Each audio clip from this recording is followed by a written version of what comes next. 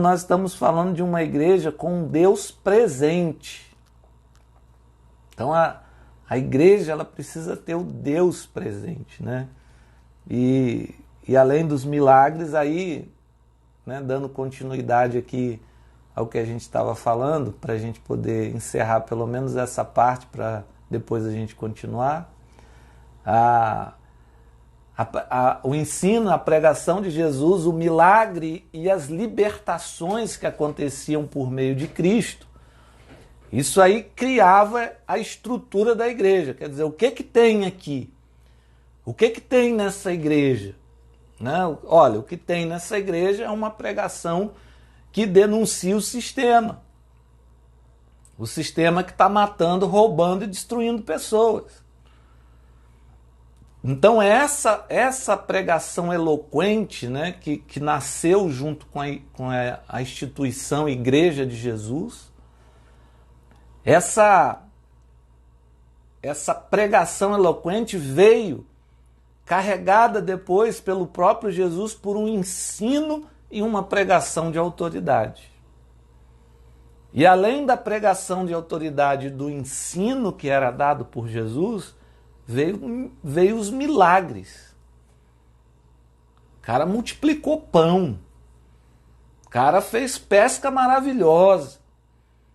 Curou, ressuscitou, levantou de uma forma tremenda. Então, se é o mesmo Deus que opera tudo em todos, como diz lá na carta de Paulo aos Coríntios, o que nós precisamos entender? Que hoje funciona da mesma forma. Então eu e você, nós precisamos orar para que haja milagres no nosso meio. A coisa está muito humana. Está muito na mão do humano. Tem gente que confia mais no pastor do que no Espírito Santo. E a gente precisa ter, né? Lembra que a igreja é cristocêntrica. Nós precisamos ter Cristo no centro de todas as coisas. O Espírito Santo no centro de todas as coisas. Acabou. E aí, quando você está vivendo essa experiência, vem a transformação, vem a libertação e a cura da alma das pessoas. Eu encerrei aqui o primeiro bloco falando sobre a cura daquela mulher que foi pega no ato de adultério. Aquilo ali foi uma libertação. O que Jesus vai dizer para ela depois? Aonde estão teus acusadores? Ela vai dizer o seguinte: não está mais. Já se foram. Aí ele vai dizer: nem tampouco eu te condeno. Olha o perfil da igreja de Jesus. Nem tampouco eu te condeno. Você acha que a igreja tem condenado demais? É uma pergunta que a gente tem que fazer sempre.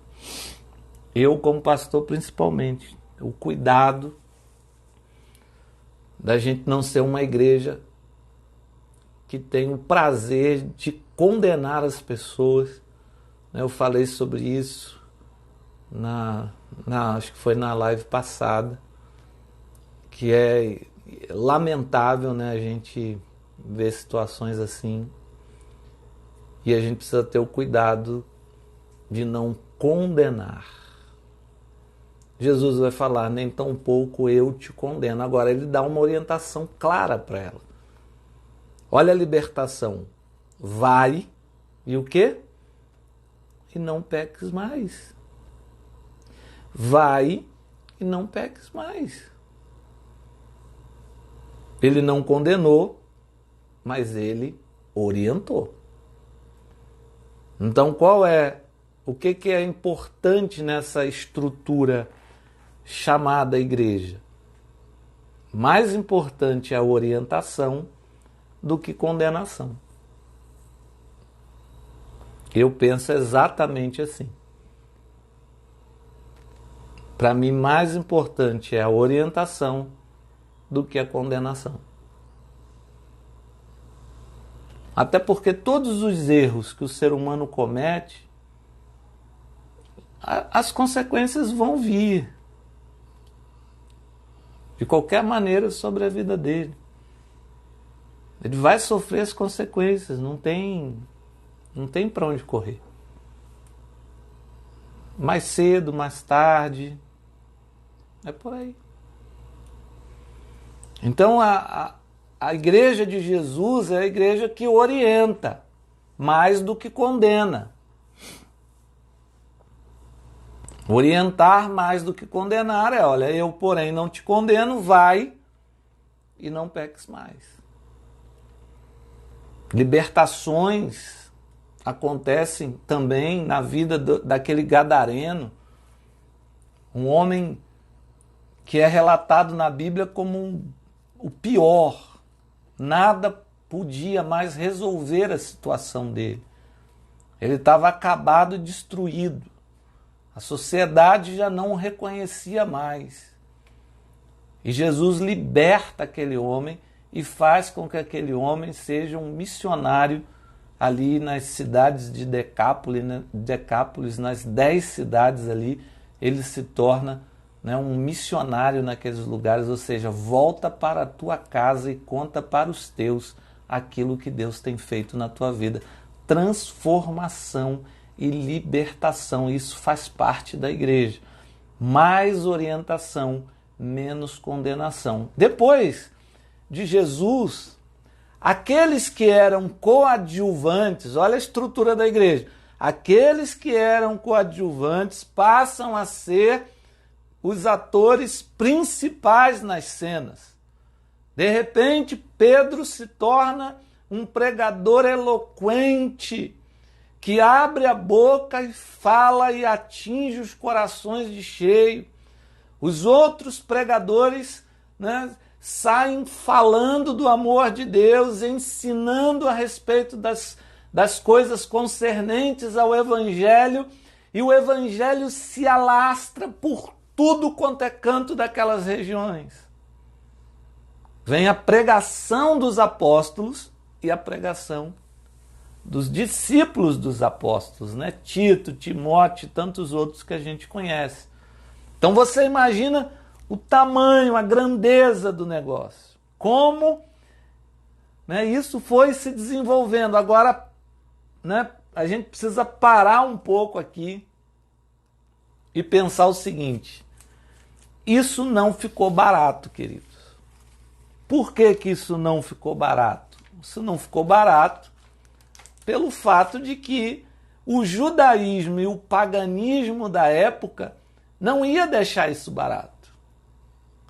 Porque o evangelho ele transforma, o evangelho ele liberta, o evangelho ele cura. E quer saber de uma coisa? Não há nada pior para uma religião do que gente curada, do que gente transformada e do que gente sarada da alma. Não existe coisa pior para uma religião. Uma pessoa que não tem dentro dele um senso de pagar promessa. Isso, se ele não tem isso, se ele foi liberto disso, se ele não precisa atravessar uma ponte com uma pedra na cabeça ou carregar uma tora de madeira nas costas para purgar os seus pecados ou se chicotear durante uma via crucis, se não há no coração dessa pessoa mais esse desejo, essa necessidade disso, isso é um prejuízo terrível para as religiões. E por aí você imagina, né? Como que Jesus ele detona com as religiões. Como que ele acaba, né? Por exemplo, quando o cara é liberto pelo evangelho, acabou, cara. Não tem mais para onde correr. Você está livre, você está liberto. Amém? Não é assim que acontece? Você não precisa mais usar branco na sexta-feira, amarelo na segunda, vermelho na quinta. Nada, você está livre. Você foi, né, liberto pelo sangue de Jesus. Agora, ó, é vida que segue, é vida para frente, é prosperidade na veia, né? Como diz aí o meu querido Sérgio aí, prosperidade na veia, é o negócio poder fluir, né? Andar para frente é isso que nós precisamos e não andar para trás. Agora a religião não, a religião ela vive de gente doente. Ela vive de gente dependente do dia, daquele dia, do dia de acender vela, do dia de fazer isso, do dia de fazer aquilo. Ela depende disso, por quê? Porque ali ela mantém a pessoa ainda mais doente. E aí o judaísmo começa a cair por terra naquela região. E eles falam, cara, tá falindo a nossa instituição. Vamos perseguir esses caras, vamos matar esses caras, vamos tirar esses caras do caminho. O paganismo, né, pregado por Roma. Roma era a prostituta da vez. Para ela tanto faz como tanto fez. Vamos lá. É para adorar alguma coisa, tá a gente aqui, ó. A gente conhece o mundo inteiro, a gente adora tudo. A gente não tem parâmetro para nada, a gente faz qualquer tipo de sacanagem. Sacanagem gospel, sacanagem espiritual. A gente faz qualquer, a gente topa tudo por dinheiro. Tá entendendo? Então o judaísmo e o paganismo da época é a perseguição da igreja. A primeira pessoa que vai dançar é quem? É aquele que denunciava o sistema. Quem denunciava o sistema? Quem tinha a pregação eloquente? Quem que empurrava o dedo na cara daqueles reis e dizia assim, canalha, safado, você está destruindo as pessoas com o seu governo, com a forma de governar. Você é corrupto. E o sistema está destruindo as pessoas, ele perde a cabeça. Ele vai perder a cabeça.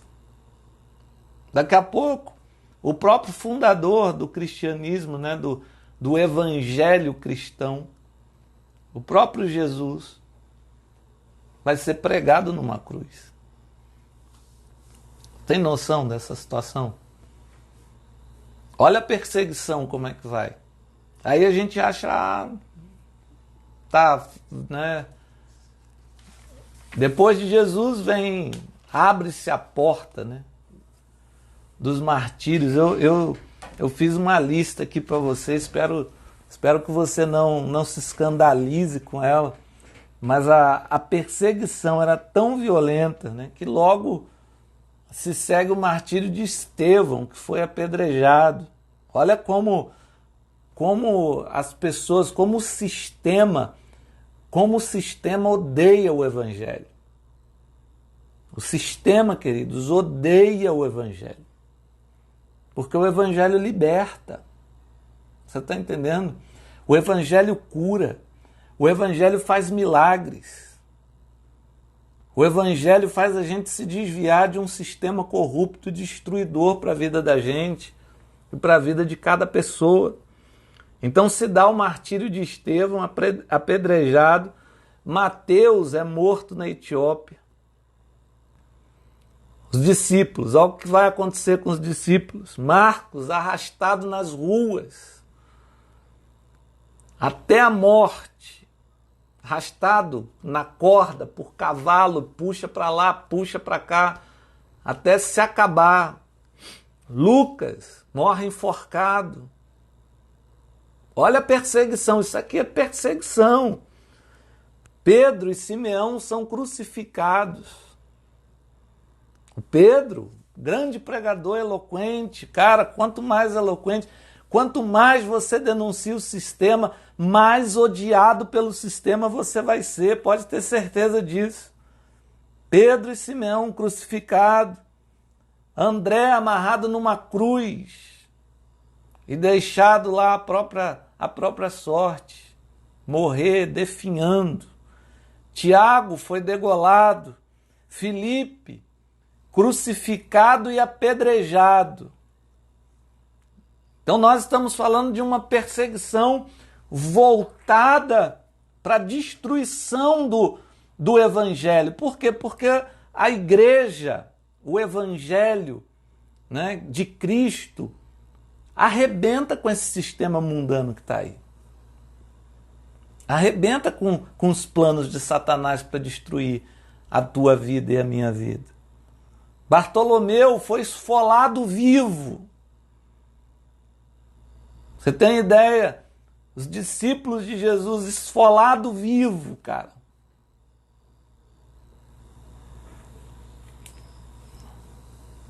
O outro Tiago, jogado do templo.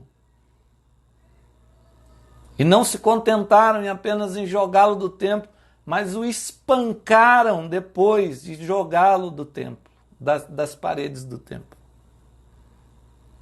Judas, não o Iscariotes, esse se enforcou por conta dos seus erros e dos seus pecados, mas o outro Judas, né, esse Judas foi morto por uma quantidade de soldados imensa que arremessaram flechas contra ele. Diz que pouco podia ver o seu corpo, de tantas flechas que recebeu. Matias, né, que foi aquele que entrou no lugar de Judas, morto por apedrejamento. E Paulo, degolado em Roma. Onde é a Praça de São Paulo hoje, né? A Igreja de São Paulo. Diz que foi ali onde cortaram a cabeça dele. Então, por aí você tem uma ideia do que é uma perseguição. Uma perseguição para destruir aquilo que denuncia, aquilo que instrui, aquilo que salva, aquilo que faz milagres na vida das pessoas, aquilo que liberta as pessoas. Nós estamos falando de evangelho. E o evangelho proporciona isso na vida das pessoas quando ele é o evangelho de Cristo. Livre das amarras denominacionais, livre de qualquer outra amarra ideológica, absolutamente nada. Esse evangelho tem esse poder, e é esse evangelho que nós precisamos perseguir. Que nossa igreja precisa perseguir. O evangelho dos milagres, o evangelho da libertação, o evangelho da cura da alma, o evangelho que denuncia um sistema corrupto que está pronto para destruir a vida do ser humano. Nós precisamos ser essa igreja aí, queridos. Porque senão é sal que não tem poder nenhum de salgar. E eu estou te falando isso, por que eu estou te falando isso? Porque essa é a igreja que nós estamos encontrando no Novo Testamento. É exatamente essa igreja. Uma igreja que orienta mais e condena menos. Não foi essa a instrução de Jesus? Nem tão pouco eu te condeno, vai, não peques mais. A igreja de Jesus é uma igreja menos condenatória e é uma igreja mais orientadora. Então as pessoas elas precisam ser orientadas, porque a consequência dos seus erros virão. A consequência do erro daquela mulher veio. Ela foi pega no ato de adultério. Consequência terrível. Foi levada a uma praça para ser apedrejada. Então ela já estava pagando pelos seus erros. Ela já estava sofrendo pelas suas escolhas. E se Jesus não aparece, ela seria destruída pelo sistema da época. Mas Jesus consegue reverter o quadro. Isso é maravilhoso demais. Diante dessa realidade, queridos, eu vou parando por aqui hoje. Amanhã, querendo Deus, a gente volta, e se meu celular deixar, né, que eu acredito que vai deixar, porque ele está se comportando super bem. Deixa eu dar uma olhada aqui na bateria dele, tá se comportando super bem. Então você vai orando daí, que eu estou orando daqui. Mas a gente para por aqui, senão vai muita informação aí para tua cabeça também, e daqui a pouco você não vai lembrar de nada. Medita nisso que a gente falou hoje, né? Lembra que nós estamos desenhando a igreja do